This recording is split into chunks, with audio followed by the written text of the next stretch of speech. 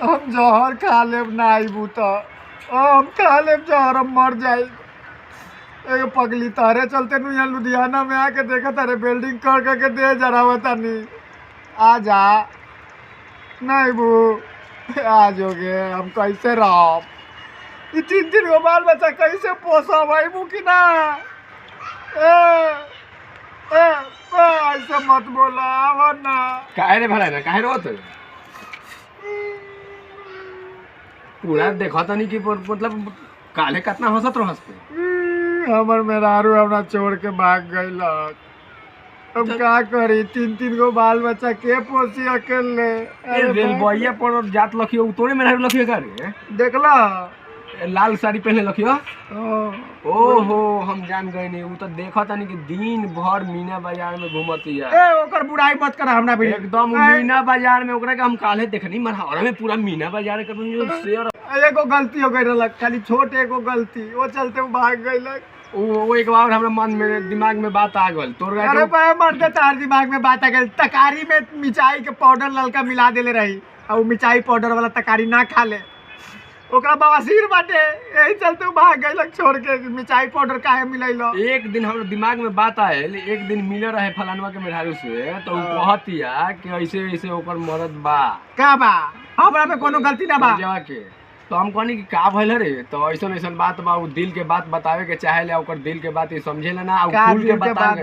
मेहरारू के भावना ते समझलो सब समझता नहीं, मेहरारू के भावना ना समझता नहीं। अरे पागल, जितना मेहरारू के सेवा करी ले हम कोनो करी रे। मेहरारू खुल के कुछ बात ना शेयर करेली सो का खुल के ना शेयर करे, दुख हो जाई ते ओकरा दिमाग से समझ, ओकरा बोली से, ओकरा अंदाज से, ओकरा शकल से मेहरारू के पहचाने के पड़ेला कि कहे के का चाहता। ते ओकरा में ई सब बा ना। 1 मिनट। हां बोल 1 मिनट। हां बोल।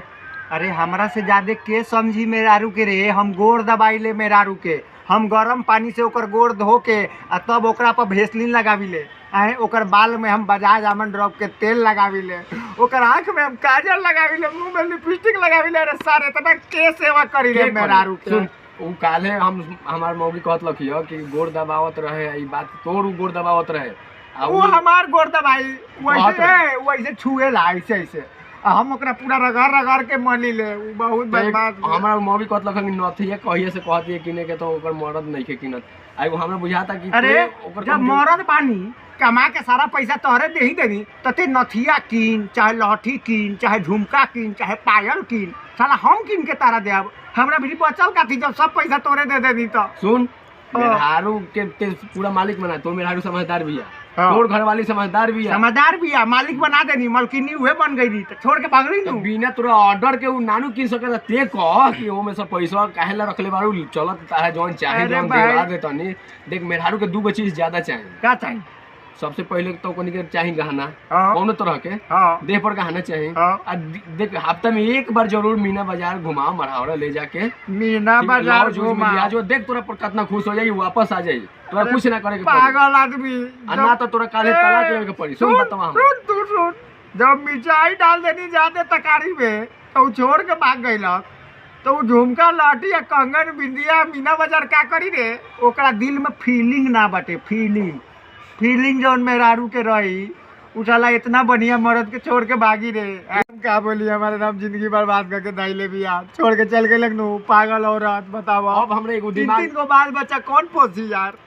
अब हमरे एगो दिमाग में बात आयल का आयल? तोर मेहरारू हमार मेहरारू कहत रहे, तोरा मेहरारू के शिकायत का एगो शिकायत कहत रहे का तू बचपने से ज्यादा आसाराम के 10-12 साल के उम्र से उ आसाराम के मतलब बहुत आसाराम बाबा के बहुत बड़का भक्त रही। जब से आसाराम के बारे में मालूम चलल कि आसाराम बाबा ऐसन बारन, तब से उ सदमा में चल गई, पगला गई तनी मनी। हालांकि आसाराम बाबा के चक्कर में अब ना रहती है। जौन सुविधा आसाराम देत रहे जौन तोरा से नहीं हो पावत। दादा आसाराम को उसी सुविधा देवत रहे, वो तो प्रवचन सुनावत रहे। इतना मतलब है के प्राइवेट में बतियाए हम कहेम ना है, देख ले लोग बाटे बहुत लोग बाटे सुन ली, देवालों के कान होला। अच्छा ठीक बा। आसाराम कौन सुविधा देत रहे तोरा के हम बताएम, अतने पड़ते खुश रह आ चल तोरा मेहरारू के मनावे के हमरा तक जहाँ तक पार लगे हमरा। हमार दोनों बेकत आओ तो सो आ तोरा मेहरारू के समझा बुझा कर दे। मेहरारू के हमर कैसू का के वापस बुलाओ ना तो हम सवेरे जहर खा ले। 10,000 रुपया दे, ओकरा हाथ में काम कह देलो ना, कॉलन के गाना होना जॉन बाट संजैया से चल 10,000 हम कहां से दी रे? सारा पैसा तो ओकरा दे देले बानी पहला ही कमा के। तोरा लगे नहीं के बिल्कुल नहीं। अरे रुक रुक रुक दिखावा तनी देखा देख पूछो भाई देख 1 रुपया 5 रुपया 6 गो तो रुपया बाटे हमरा भरी आए 6 रुपया में हमार जीवन चली आ सारा पैसा ओकर खाता में बाटे बस।